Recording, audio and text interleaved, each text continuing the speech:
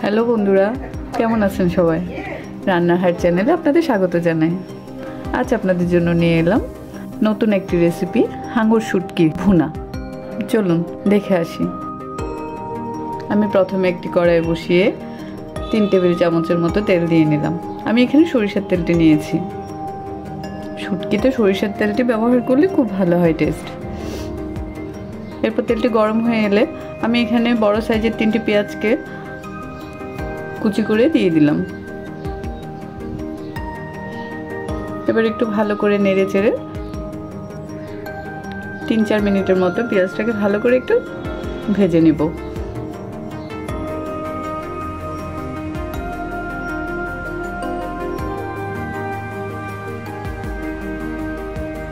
এরপর আমি পরিমাণ মতো লবণটি দিয়ে দিলাম। আমি এখানে লবণটি শুরুর দিকে দিয়েছি, আপনারা পরেও দিতে পারেন। আমি এখানে শুরু লবণটা দিয়ে দিই, কারণ এতে করে পেঁয়াজটি দ্রুত নরম হয়ে আসে।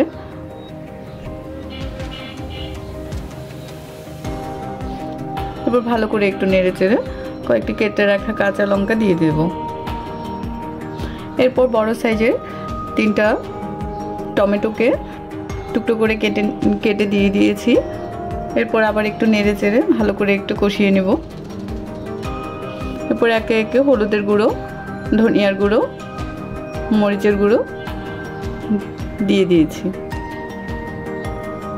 আমি এখানে 1/2 চামচ করে ব্যবহার করেছি সবকটা মশলায়। আবার একটু ভালো করে নেড়ে চেড়ে কষিয়ে নিয়ে আগে থেকে কেটে রাখা হাঙর শুটকিগুলো দিয়ে দেব। আমি এখানে হাঙর শুটকিগুলোকে একটু কুসুম গরম জল দিয়ে অনেকক্ষণ ভিজিয়ে রেখেছিলাম। তারপর ভালো করে একটু পরিষ্কার করে নিয়েছি। এরপর মশলার সাথে শুটকিগুলো দিয়ে ভালো করে একটু নেড়ে চেড়ে কষিয়ে নিয়েছি।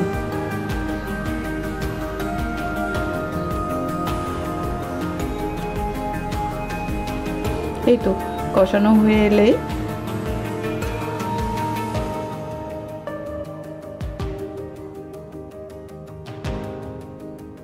এরপর গরম জল দিয়ে দিয়েছি।